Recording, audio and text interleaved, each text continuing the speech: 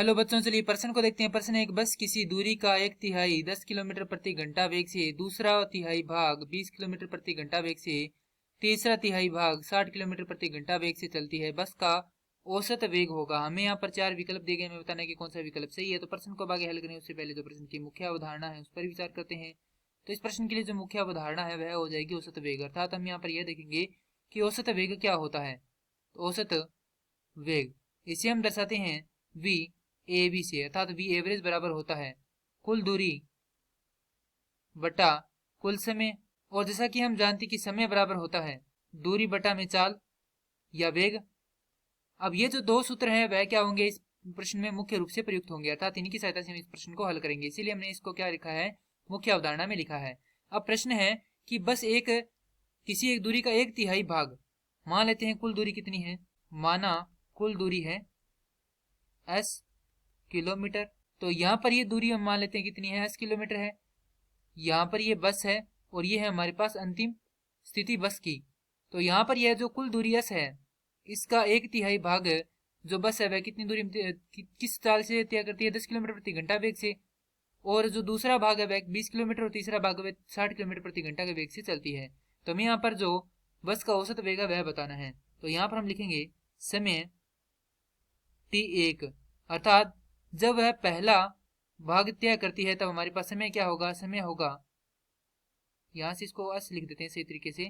समय बराबर होता है दूरी बटा में चाल। दूरी है s बटा में 3 और चाल कितनी है हमारे पास 10 किलोमीटर प्रति घंटा है। तो यहाँ पर लिख देंगे चूंकि दूरी का एक तिहाई भाग बराबर है s बटा 3 और चाल बराबर है 10 किलोमीटर।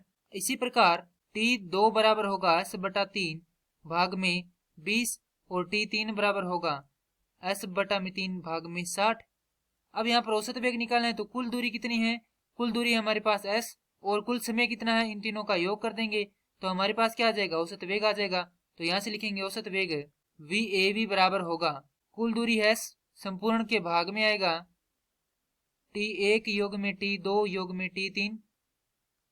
तो v एवरेज बराबर होगा s बटा में s बटा 3 संपूर्ण के भाग में 10 योग में s बटा 3 संपूर्ण के भाग में 20 योग में s बटा 3 संपूर्ण के भाग में 60। लघुत्तम लेंगे तो यहाँ से लघुत्तम इसका कितना आ जाएगा, 60 आ जाएगा। ऊपर हमारे पास s है, भाग में यहाँ पर लघुत्तम आ गया 60 और गुणा में हो जाएगा 3 क्योंकि सभी के क्या है, भाग में 3 है। तो यहाँ पर इसको थोड़ा सही तरीके से लिख देते हैं पहले, उसके बाद इसका लघुत्तम निकालेंगे। तो s बटा होगा ये 30 योग में s बटा 60 योग में s बटा 180। अब यहाँ से हम देखें तो लघुत्तम 180 आएगा, s बटा में ये हो जाएगा 180। ऊपर यहाँ पर आएगा हमारे पास 6s योग में यहाँ पर आएगा 3s योग में ये हो जाएगा s। यहाँ से इसको हल करेंगे तो हमारे पास आएगा s गुणा में 180 भाग में ये हो जाएगा 10s।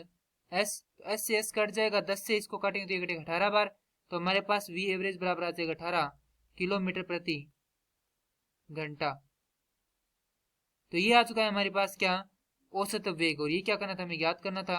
यह उत्तर दिए गए विकल्पों में से विकल्प सी से मिलान करता है तो प्रश्न के लिए सही उत्तर होगा विकल्प सी। मैं आशा करता हूँ कि यह प्रश्न आपको समझ में आया होगा। धन्यवाद।